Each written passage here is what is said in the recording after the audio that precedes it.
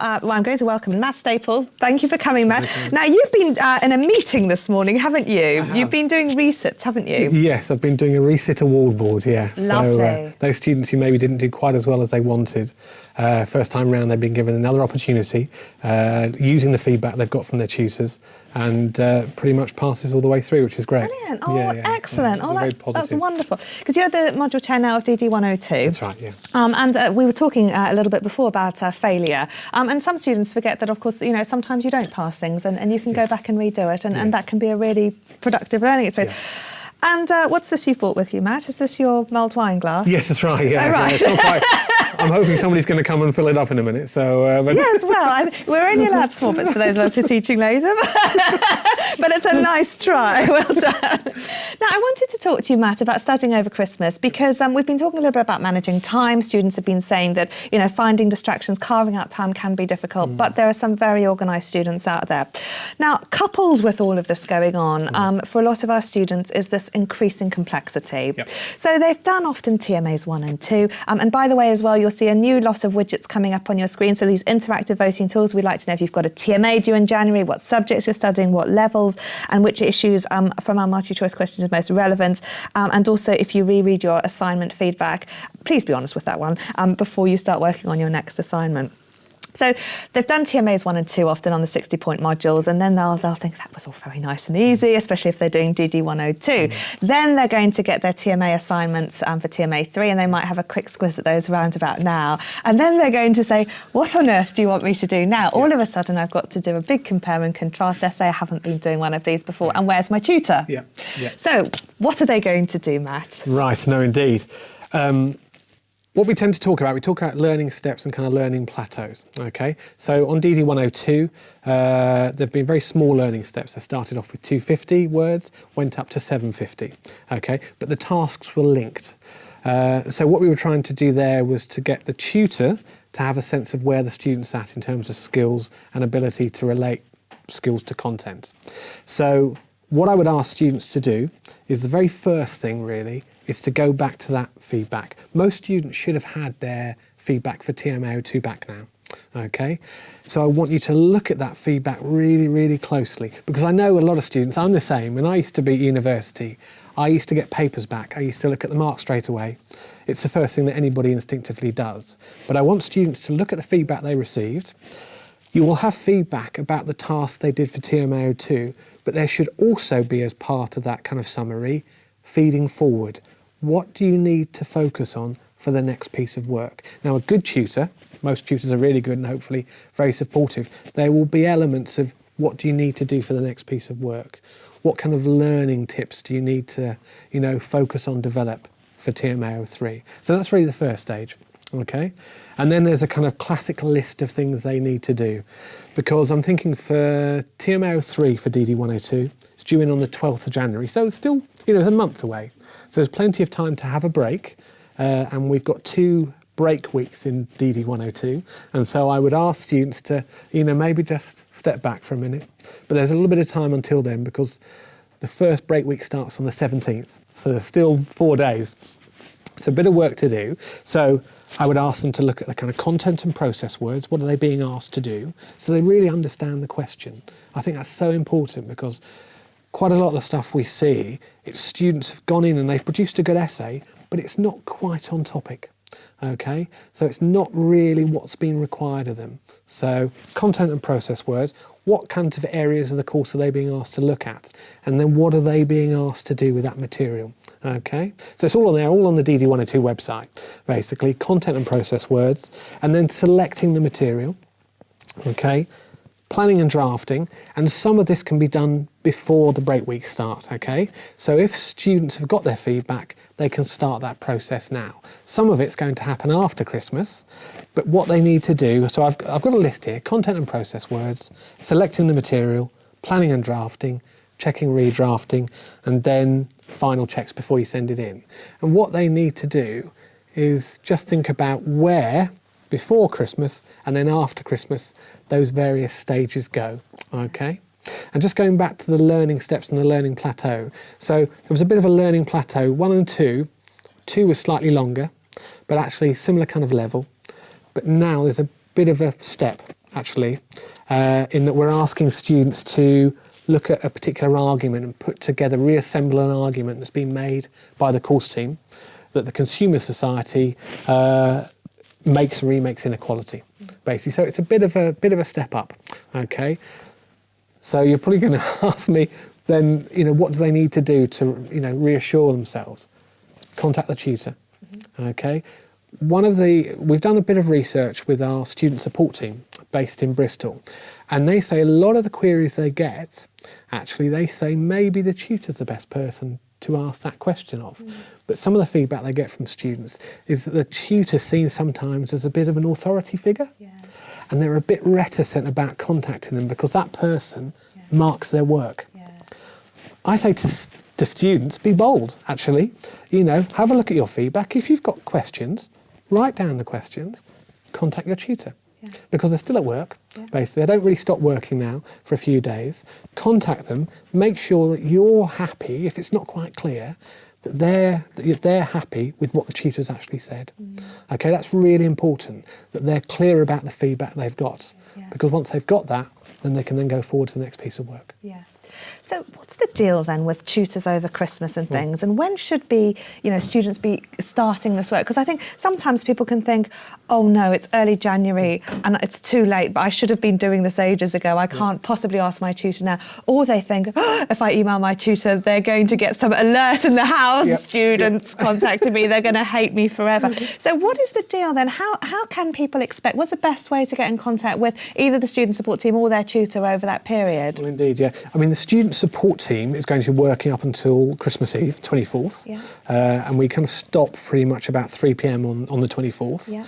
I mean, your tutor can be contacted during Christmas. I wouldn't expect an immediate reply because they're having holidays, whether they, celebrate Christmas or not, there will be a break, basically. And it's important, I think, for students to have a break during particularly the Christmas week, just to, relax, to contemplate what they've done and just to focus on other things.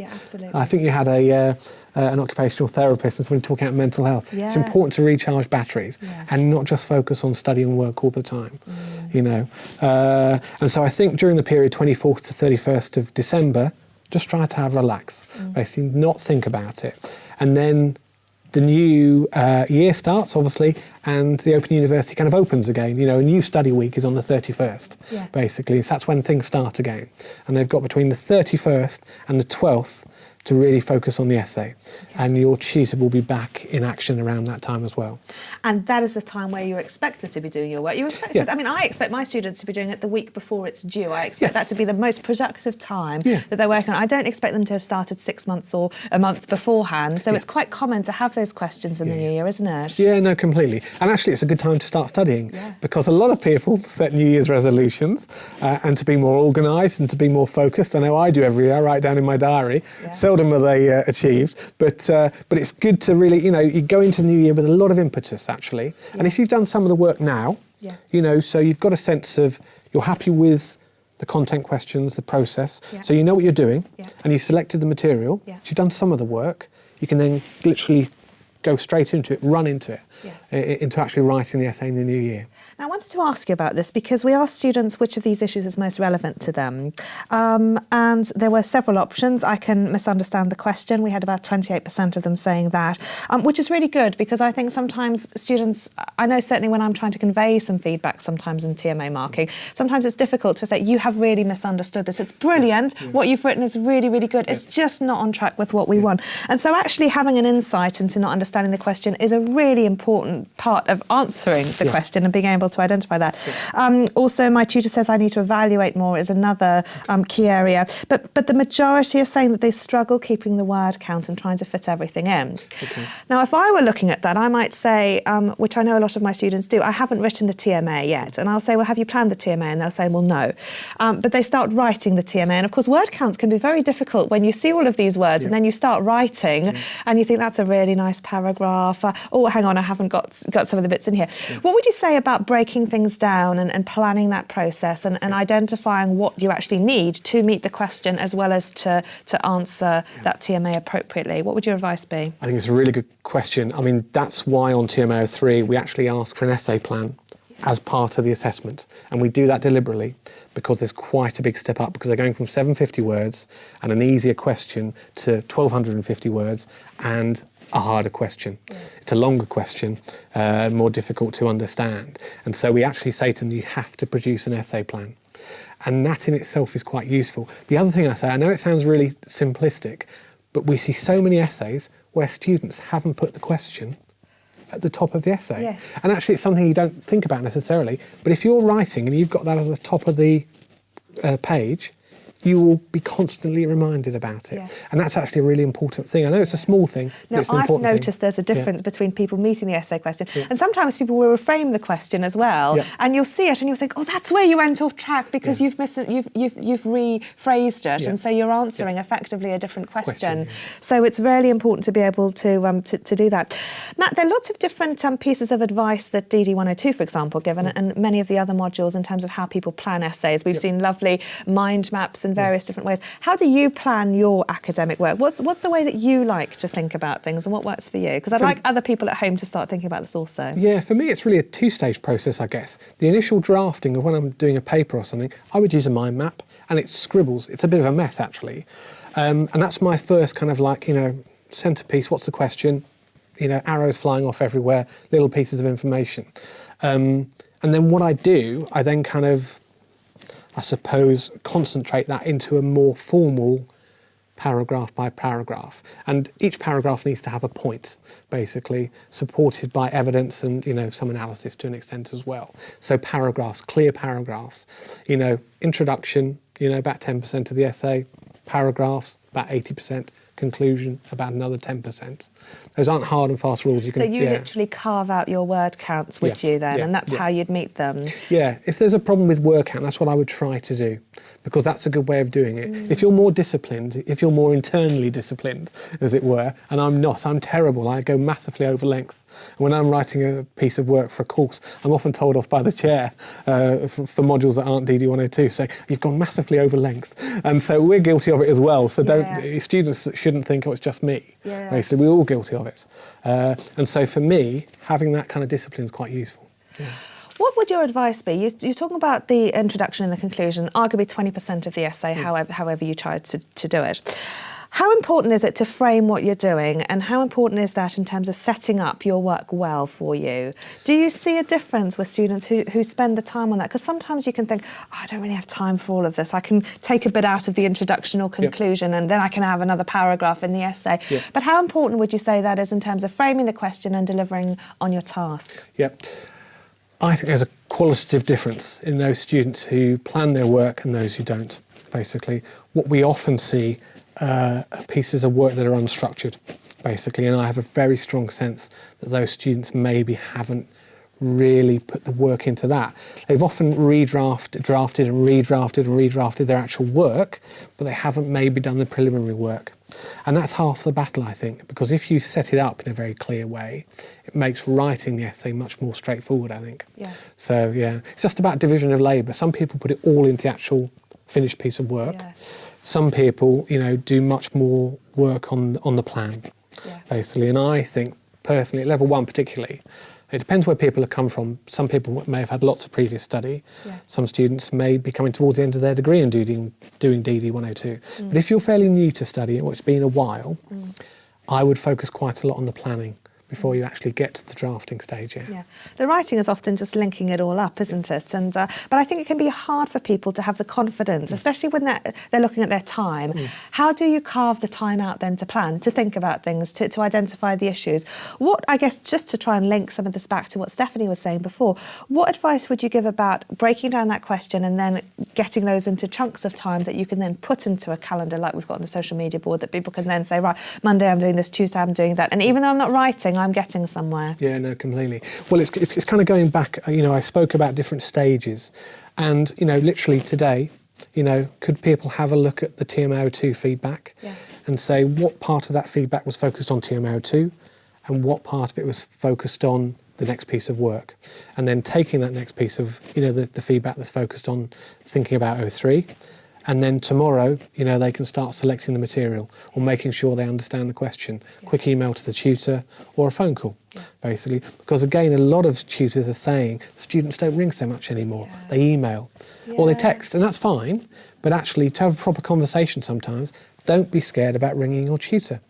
So it's really important just to have that human interaction, actually. Just have a chat.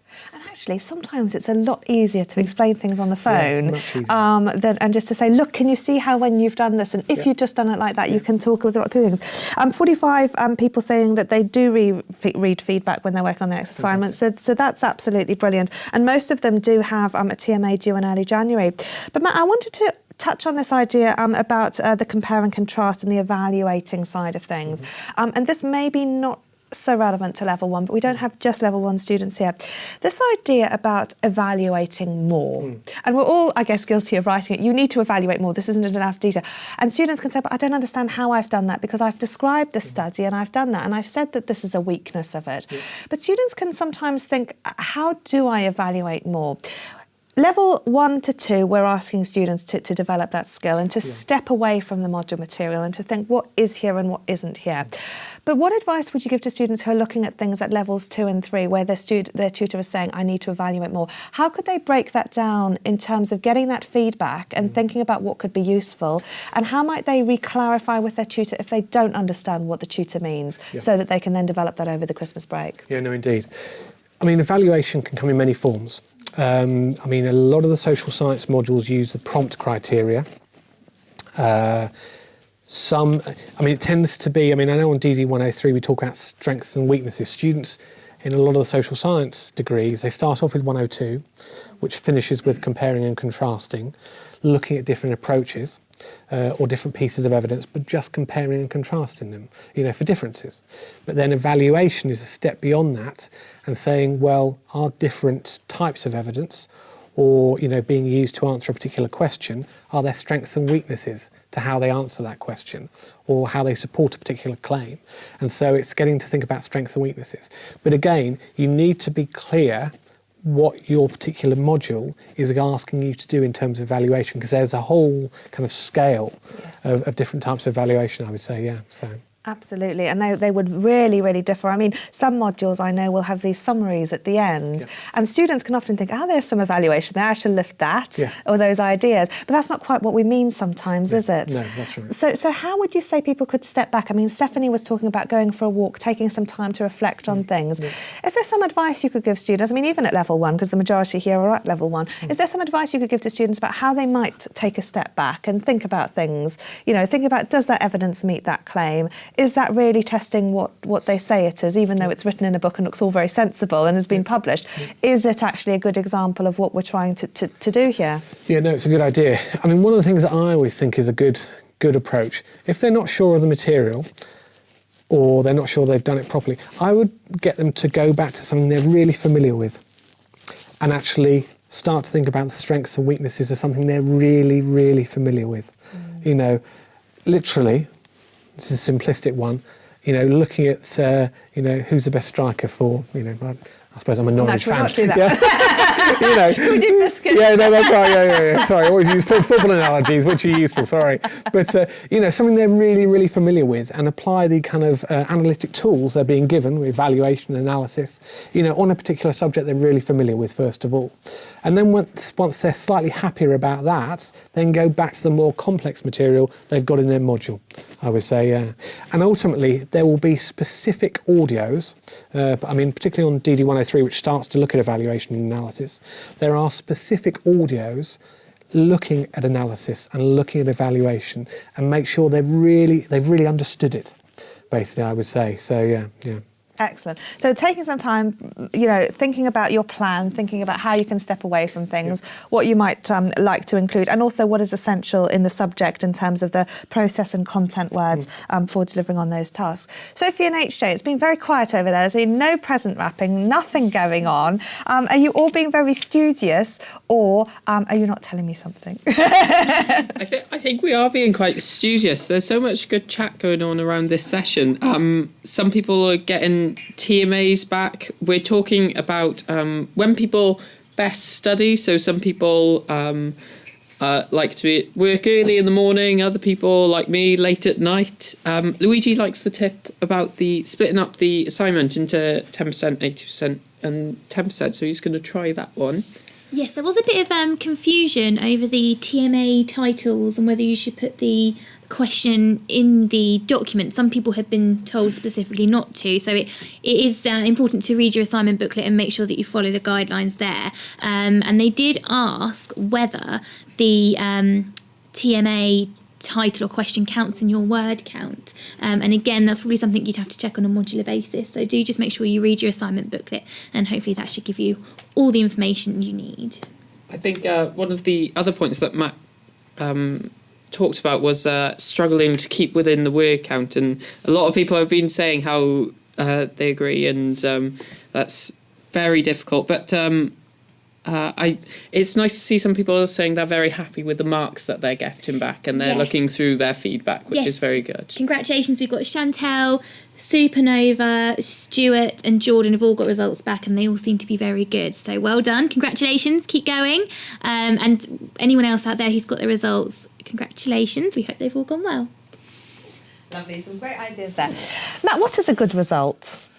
Well, this is the other thing as well, because I think student expectation, basically, it's about managing that. Because if you're taking a course and every single question is of the same kind of level of difficulty, you're probably going to be getting quite similar marks, actually. Maybe changing a bit because you'll be getting more feedback and you'll be honing your kind of craft, as it were, in terms of essay writing.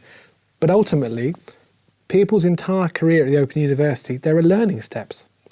So, you'll be starting with fairly straightforward questions and getting up to, end of degree questions, ready for postgraduate almost.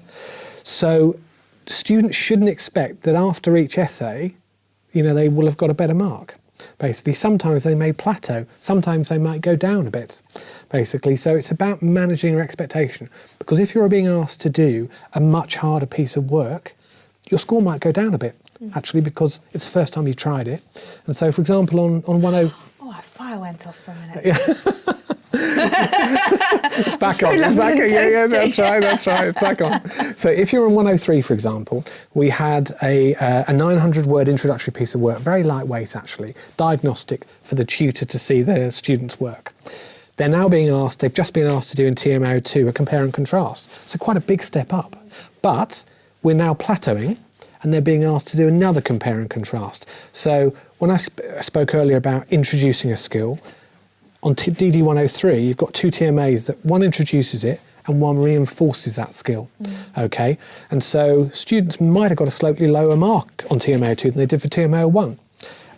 But hopefully they should be getting a comparable mark or a slightly better mark on TMA03 because they will have had a second chance to practice that skill. Yeah, okay, good. Now, this whole idea that you spoke about earlier about contacting your tutor and what to do over the Christmas period, how appropriate is it? What sort of questions would people be asking a tutor? How might they go about getting in touch with a tutor? What sorts of things would you think would be a useful thing to do around this time of year? Well, you mentioned phoning, which is great, but also emailing is good too, isn't it? Yeah, that's right. I mean, I think to be organised, basically, have a clear sense of what you want to get from that tutor discussion. Okay, so having bullet points or just having mental bullet points and putting that in a couple of paragraphs, I think be very, very focused, basically, because the tutor will appreciate that kind of direct approach, I think, and that can be via a telephone call or via email, and so letting the tutor know exactly what you need from them. Do you know, I often find that's such a useful exercise, because sometimes if I think, I really want clarity on this, and I think, what is it I want clarity on? And actually going through that process, I'm unclear about X, and then you can think through things, and sometimes you can almost help yourself, can't you? When you come to an answer, and you go, okay, I don't need to ask that anymore because it sort of makes sense. But that whole idea about if I were to ask my tutor anything, it might be quite a useful activity for students to do, thinking about my TMA feedback, what do I and don't I understand, what am I and am I not going to do next time? And if I had a question, what would it be, and could I help myself with that, or should I bung that email off to my tutor? Yeah, that's an excellent segue to me talking about reflection, actually, because on DD102 and on 103 and on lots of the arts level 1 courses as well, there's quite a focus on self-reflection, actually, and tutor-mediated reflection as well. So, for TMA03, we ask you to focus on what specific skills do you need your tutor to feed back on, actually. And so getting students to think through that process directly, actually, so that's really useful. And so hopefully if students are really engaging with that self-reflection process, some of those conversations might not be needed. But ultimately, if you've got a question, really think about what the question is, let your tutor know. They're there to help you. Brilliant. And would they think, oh, the student hasn't done their work, or what do you think they might think upon receipt of some of these emails? I actually think most tutors would welcome it, actually, because I think a lot of tutors realise how busy students are. They've got work, they've got care and commitments, whether family or other family, children or other family members. It's a busy time of year anyway, with additional kind of pressures, as Matthias was saying earlier.